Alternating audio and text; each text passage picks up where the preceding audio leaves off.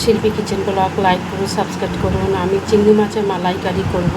এই মশলাগুলো দেব। চিংড়ি মাছটা কেটে নেব। দেখো চিংড়িটা কেমন করে কেটে নিচ্ছি আমি। ভালো করে পরিষ্কার করে কাটবো। এরকম করে কেচিতে ভালোই হবে কাটটাটা। এইখানে এইটা বার করে দেবো। বার করে দিলাম। এরকম করে ছুলে আর হচ্ছে এখান দিয়ে এরকম করে চিমটি কাটলে একটা বেরিয়ে যায়। দেখুন দেখুন বেরিয়ে গেছে। চিংড়ি মাছটা এভাবে করে কেটে নেব। এরকম করে লেজটা একটু কেটে নিই। এই যে লেজটা একটু কেটে নিলাম। এটাও একটা দেখাচ্ছি।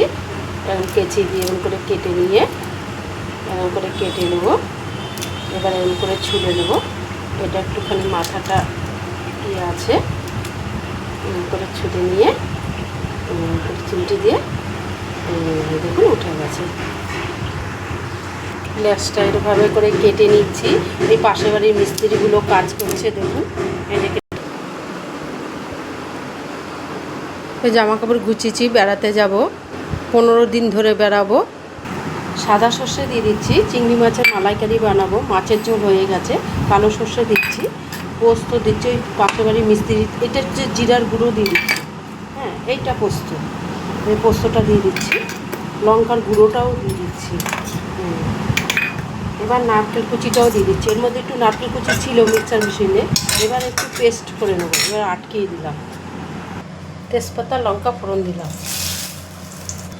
এবার জিরা ফোড়ন দিলাম, একটু কালো জিরা ফোড়ন দিলাম। পেস্টটা দিয়ে দিলাম।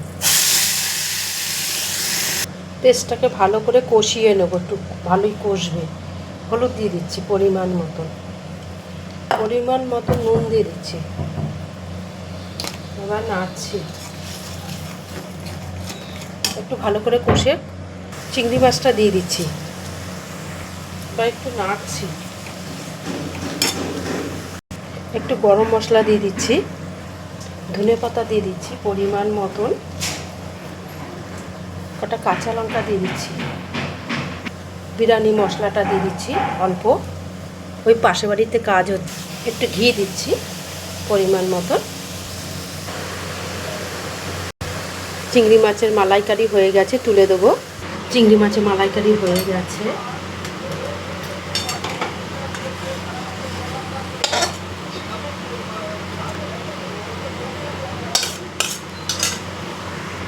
চিংড়ি মাছের ভাপা হয়ে গেছে দেখুন।